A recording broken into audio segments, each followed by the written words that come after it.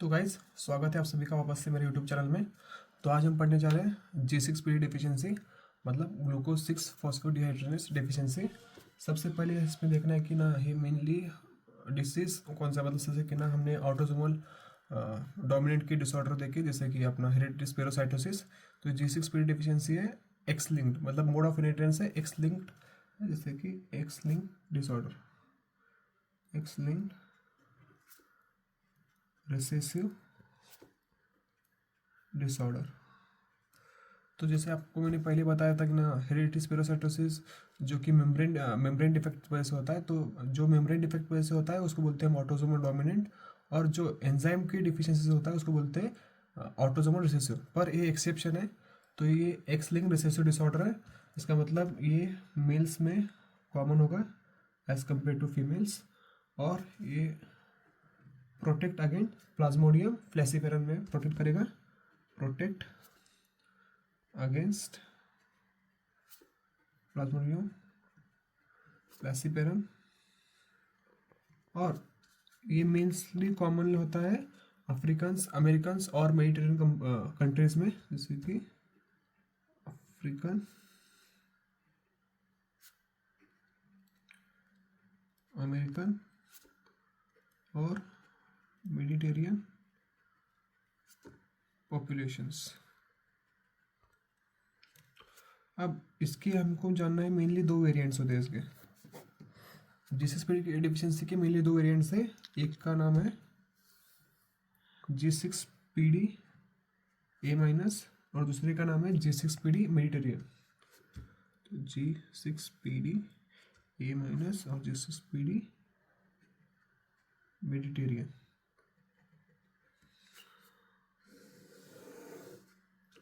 अब आते हैं इसकी पैथोजेनेसिस के ऊपर। तो जेनेसिस, अब चलते हैं पैथोजेनेसिस के ऊपर। सबसे पहले हेक्सोस मोनोफॉस्फेट चेन आपने बायोकेमिस्ट्री में पढ़ा होगा। तो इसमें बताया गया है कि ना ग्लूकोज 6 फॉस्फेट बनता है 6 फॉस्फो ग्लूकोनेट G6PD की एंजाइम की मदद से।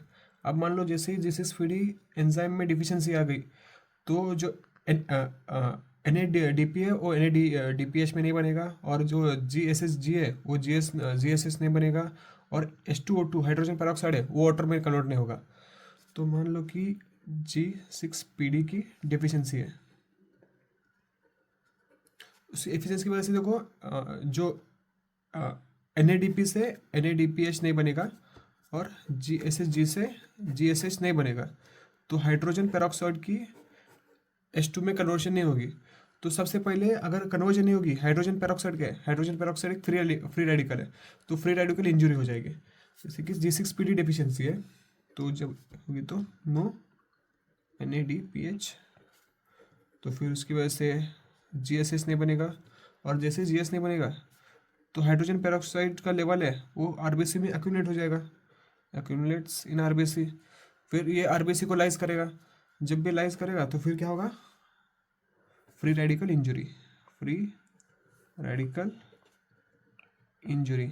अब जब भी इंजुरी होगी तो सेल के मतलब ना RBC के अंदर होगी, तो उसको बोलेंगे हम intravascular haemolysis, with in the RBC में इंजरी होगी, तो RBC लाइसिस, उसको ही बोलते हैं इंट्रावास्कुलर हिमोलाइसिस। अब ऐसा नहीं कि ना जब भी H2O2 का अकुमुलेशन होगा तब RBC लाइस होगा, ये सिर्फ होता है एक ही कंडीशन में, उस कंडीशन नाम है ऑक्सीडेटिव स्ट्रेस। जब भी ऑक्सीडेटिव स्ट्रेस होगा तभी ये कंडीशन है। इसके साथ एक और बात होगी, जैसे कि ना cross linking of sulphydryl groups in haemoglobin. तो इसी में ऑक्सीडेटिव स्ट्रेस जैसे भी गिरेगा तो cross linking of sulphydryl groups, तो sulphydryl group in haemoglobin. अब हीमोग्लोबिन में जैसे सल्फा हाइड्रल ग्रुप होंगे तो हीमोग्लोबिन का क्या होगा, डिनेचुरेशन होगा, डिनेचुरेशन ऑफ हीमोग्लोबिन। जैसे हीमोग्लोबिन का डिनेचुरेशन होगा, जो डीऑक्सीजनेटेड प्रेसिपिटेट है हीमोग्लोबिन के, उसको हम आगे जाके हेंस बॉडी बोलेंगे। जब भी हेंस बॉडी RBC में, मतलब RBC हेंस बॉडी कंटेन करेगा, और जैसे वो स्प्लिन से पास होगा, स्प्लिन से पास होने के बाद जो फैगोसाइटोसिस है वो माइक्रोपेज है, उसको मार देंगे और ना उसको बाइट कर लेंगे। तो इसी वजह से वो आरबीसी का शेप चेंज होकर बाइट सेल के रूप में शेप आ जाएगा। जैसे कि हम बोले कि डीऑक्सीजनेटेड प्रेसिपिटेट है अपने पास, डीऑक्सीजनेटेड प्रेसिपिटेट ऑफ हीमोग्लोबिन, ये हीमोग्लोबिन की डीऑक्सी प्रेसिपिटेट है। आगे जाके इसको हम हाइंस बॉडी बोलेंगे। अब जब हाइंस बॉडी मतलब आरबीसी हाइंस बॉडी कंटेन करेगा, जैसे आरबीसी हाइंस बॉडी कंटेन करेगा, जैसे ही वो स्प्लीन से पास करेगा, स्प्लीन से पास करते करते ही ना जो फैगोसाइटोसिस बाय मतलब मैक्रोफेज क्या करेंगे, उसको मारने की कोशिश करेंगे और उसको बाइट कर लेंगे। तो आगे जाके उसका शेप कुछ बाइट शेप में कन्वर्जन हो जाएगा। तो सीखिए हमें यहाँ लिखे कि ना आरबीसी विथ हाइंस बॉडी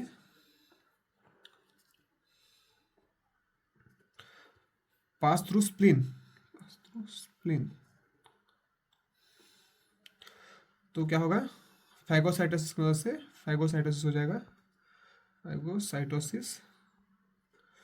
तो बाइट सेल फॉर्म हो जाएंगे, तो आइए हम वापस से देखते हैं कि क्या पढ़ा हमने। सबसे पहले हेक्सोज मोनोफॉस्फेट शेड है, जिसमें जैसे कि ना ग्लूको 6 फॉस्फेट से 6 फॉस्फोग्लूकोनेट बनता है। तो इसमें जैसे ही ना समझो कि ना J6PD डेफिशिएंसी हो जाएगी। अगर हम दोबारा पढ़े, सबसे पहले हेक्सोज मोनोफॉस्फेट शेड, जैसे आपने बायोकेमिस्ट्री में हेक्सोज मोनोफॉस्फेट शेड पढ़ा है, तो जब भी ग्लूको 6 फॉस्फेट से 6 फॉस्फोग्लूकोनेट बनता है, तो जब भी बनेगा तो J6PD एंजाइम लगेगा। J6PD एंजाइम की जब डिफिशियंसी होगी तो NADP से NADPH नहीं बनेगा और ना GSH से GSH नहीं बनेगा, तो फिर हाइड्रोजन पेरोक्साइड से H2O मतलब वाटर नहीं बनेगा। तो जब भी समझो कि J6PD की डेफिशिएंसी हो गई तो फिर ना H2O की अक्यूमुलेशन हो जाएगा। अगर H2O2 की अक्यूमुलेशन हो जाएगा तो फ्री रेडिकल इंजरी हो जाएगी। जैसे ही फ्री रेडिकल इंजरी हो जाएगी तो फिर ना आरबीसी का लाइसिस हो जाएगा, मतलब ना आरबीसी लाइस हो जाएगी इंट्रावास्कुलर, मतलब ना मेनली जब ऑक्सीडेटिव स्ट्रेस आता है तभी आरबीसी लाइस होती है। तो समझो सबसे पहले आरबीसी लाइस हो जाएगी फ्री रेडिकल इंजरी की वजह से, तो हम उसको बोलेंगे इंट्रावास्कुलर हीमोलाइसिस। अब उसी जगह कि ना सल्फाइड मतलब सल्फाइडल ग्रुप है जो, वो क्रॉस लिंकिंग कर लेगा हीमोग्लोबिन में। हीमोग्लोबिन में क्रॉस लिंकिंग कर लिया तो हीमोग्लोबिन का डीनेचुरेशन हो जाएगा। जैसे ही जब डीनेचुरेशन ऑफ हीमोग्लोबिन होगा तो डीऑक्सीडेटेड प्रेसिपिटेट जो हीमोग्लोबिन के, वो उसको हम हाइंस बॉडी बोलते हैं। जब भी आरबीसी हाइंस बॉडी कंटेन करती है, जब भी वो स्पिन थ्रू पास करेगी तो फैगोसाइटिस में से ना वो इंगल्फ कर लेंगे वो फैगोसाइटोसिस, तो इसलिए उसका शेप आगे जाके बाइट सेल में कन्वर्ट हो जाएगा। तो ये थी अपने को पैथोजेनेसिस ऑफ J6PD डेफिशिएंसी। आइए हम इसकी आगे ट्रिगर, इसके कॉम्प्लिकेशंस और ना इसके ट्रीटमेंट देखते हैं। अब आते हैं ट्रिगर्स ऑफ हिमोलाइसिस, मतलब ना ऐसी क्या चीज़ है कि ना हिमोलाइसिस के लिए ट्रिगर करती है। सबसे पहले देखो, जब भी होगा ऑक्सीडेटिव स्ट्रेस में होगा, तो ऐसे ही ना H2O की अक्यूमुलेशन की वजह से या कोई भी फावा बीन्स की वजह से ना जो भी हिमोलाइसिस होता नहीं है J6PD की वजह से, तो जनरली कब होगा, जब भी होगा ये ऑक्सीडेटिव स्ट्रेस में होगा। तो एक पॉइंट याद रखना है कि ना जब भी होगा ऑक्सीडेटिव स्ट्रेस में होगा, ऑक्सीडेटिव स्ट्रेस, तो सबसे पहले होगा कुछ क्या कि ना क्रोनिक इन्फेक्शन हो जाएंगे, जैसे कि क्रोनिक इन्फेक्शंस जो कि ट्रिगर करेंगे हिमोलाइसिस के लिए, जैसे कि निमोनिया और हेपेटाइटिस, निमोनिया और हेपेटाइटिस। फिर आगे कुछ ड्रग्स है, ड्रग्स जैसे कि एंटी मलेरियन ड्रग्स है, सल्फोनामाइड्स, एंटी मलेरियंस आता है सल्फोनामाइड्स। फिर आता है जैसे कि फावाबीन्स, और तो ये कुछ कंडीशन है जो ऑक्सीडेटिव स्ट्रेस में जो ट्रिगर करेंगे हिमोलाइसिस के लिए। और जब भी बाइट सेल आपको मिलेंगे, समझो बाइट सेल बोलो या हेंस बॉडीज, तो इसके लिए हम देखने के लिए पेरिफेरल स्मेयर में हमको सुप्रावाइटल स्टेन और न्यूली मिथाइल क्रिस्टलिन ब्लू लेना पड़ेगा। तो एक कर सकता हूँ, पेरिफेरल स्मेयर में जब भी हेंस बॉडी दिखेंगे, ऐसे नहीं दिखेंगे तो एक स्टेन डालना पड़ेगा। स्टेन का नाम है सुप्रावाइटल स्टेन। बैक लिखता हूँ, ब्रिलियंट क्रिस्टली ब्लू और newly methyl blue, methylene blue. और यही स्टेन हमें किस में देखने मिलेगा, ये से हमें देखने मिलेगा रेटिकुलोसाइट्स में। रेटिकुलोसाइट देखने के लिए भी हमें सुप्रावाइटल स्टेन यूज करना पड़ेगा। और आयरन डिफिशियंसी की अगर देखना है अपने को, आयरन की डिफिशियंसी, तो अपने को देखना पड़ेगा कंसिस्टेंस है, तो पर्शियन ब्लू इसका आंसर है। ठीक है, तो आगे हम चलते हैं कि ना और कुछ क्या कॉज हो सकते हैं। अब कुछ नोट के बाद लिखते हैं हम, इंपॉर्टेंट नोट्स हैं। सबसे पहले इसमें अपने को देखना है कि ना समझो G6PD डेफिशिएंसी और सिकल सेल एनीमिया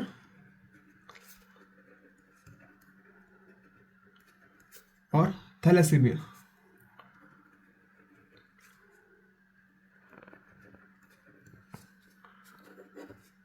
ये तीनों ही अफ्रीकन और मेडिटेरियन कंट्री में बहुत ज़्यादा कॉमन है और तीनों ही मलेरिया से प्रोटेक्ट करते हैं।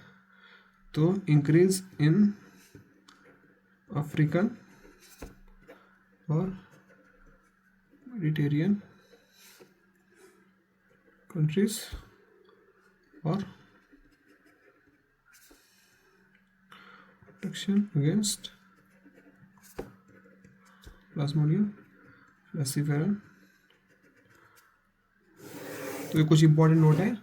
अब आते हैं इस पे क्लिनिकल प्रेजेंटेशन के ऊपर। क्लिनिकली प्रेजेंटेशन, तो सबसे पहले कि आपके ऊपर ना पेशेंट कौन सा मतलब एग्जैक्टली कौन से प्रेजेंटेशन से आएगा, जैसे कि इसमें होंगे पैलर और जॉन्डिस, भी होंगे एपिसोडिक। तो ये इंपॉर्टेंट पॉइंट याद रखना है आपको, पैलर और जॉन्डिस होगा वो भी एपिसोडिक होगा, और हीमोग्लोबिनूरिया। समझो कि आपको मैं एक एग्जाम्पल या केस दे दूँ। समझो कि ना आपके पास कोई क्लिनिक में आके कोई पेशेंट मतलब बोल देगा कि ना वो अफ्रीका गया था और वगैरह वगैरह, अफ्रीका जाके ना उसने फावा बीन्स खा लिए या उसके ना ब्लड में आपको हीमोग्लोबिनूरिया मिल गया वगैरह, फिर ना आपने उसकी मतलब जैसे ड्रग चार्ट देखा, उसको एंटी मलेरियंस या सल्फोनामाइड्स कोई भी ड्रग हिस्ट्री दिख गई, तो कुछ कॉर्निक इन्फेक्शन दिख गया जैसे कि निमोनिया, हेपेटाइटिस, तो समझ आना कि ना एग्जैक्टली G6PD डेफिशिएंसी का केस है। तो इस तरह से आपको डायग्नोसिस करना है। और इसमें इसमें भी एक इम्पॉर्टेंट नोट है, इम्पॉर्टेंट नोट जैसे कि स्प्लीनोमेगाली और गॉलस्टोन इसमें एब्सेंट होते हैं। इसमें एब्सेंट क्यों होता है, मतलब कि हीमोलाइटिस मतलब हीमोलाइटिक अनीमिया में जितने भी केसेस आते हैं, जितने डिसीज आते हैं, सब में स्प्लीनोमेगाली या गॉलस्टोन तो होता ही है। वो होता कब है, जब ना क्रोनिक हीमोलिसिस होता है। इसमें क्रोनिक हीमोलिसिस कभी नहीं होता, इसमें एक्यूट हीमोलिसिस होता है बस। तो तब के टाइम में स्प्लीनोमेगाली और गॉलस्टोन का जो प्रेजेंस है वो अपसेंट होगा इसमें। तो अब लैब फाइंडिंग की ओर है। लैब फाइंडिंग हम कराएं, सबसे पहले इसमें मिलेगा हीमोग्लोबिन का लेवल कम, बाकी TLC, प्लेटलेट्स, MCV, MCH और MCHC सभी नॉर्मल मिलेंगे, जैसे कि TLC, platelets, MCV, MCH, MCHC ये सभी नॉर्मल मिलेंगे। अब इसमें जो इंक्रीज मिलेगा अपने को मिलेगा retic count, retic count increase होगा। इसमें अनकॉन्जुगेटेड बिलिरुबिन भी बढ़ेगा, अनकॉन्जुगेटेड बिलिरुबिन भी बढ़ेगा, और हीमोग्लोबिनूरिया मिलेगा ऊपर ऊपर से। सीरम LDH का लेवल बढ़ेगा और सीरम हिपैटोग्लोबिन का लेवल भी बढ़ेगा, हिपैटोग्लोबिन का लेवल भी बढ़ेगा। तो ये कुछ है। और पेरिफेरल स्मेयर में आपको पता ही है, हेंस बॉडी मिलेंगे, बॉडीज एंड बाइट सेल। ये कुछ इंपॉर्टेंट पॉइंट्स हैं जो आपको याद रखने हैं। आप चलते हैं कि एग्जैक्टली स्पेसिफिक कौन सा टेस्ट है जो हमको कराना है। सबसे पहले हमें कराना है G6PD एंजाइम का ऐसे, G6PD एंजाइम ऐसे, और ऊपर से हमें कराना है मिथ मायोग्लोबिन रिडक्शन टेस्ट। ठीक है, methaemoglobin globin reduction test. उसके बाद आते हैं कुछ इसके ट्रीटमेंट की ओर। इसके ट्रीटमेंट की हम बात करें तो सबसे पहले ऑक्सीडेटिव स्ट्रेस को अवॉइड करना है और एंटीऑक्सीडेंट देना है। सबसे पहले आना है इसमें अवॉइड ऑक्सीडेटिव स्ट्रेस अगर स्ट्रेस को अवॉइड करेंगे तभी फिर ना हीमोलाइसिस को ट्रिगर नहीं होगा और ना फ्री रेडिकल इंजरी भी नहीं होगी। और फिर एंटीऑक्सीडेंट देने हैं अपने को, एंटीऑक्सीडेंट। तो इस तरह G6PD एंजाइम डिफिशियंसी खत्म होती है यहाँ पे। आगे हम चलेंगे सिकल सेल एनीमिया के ऊपर।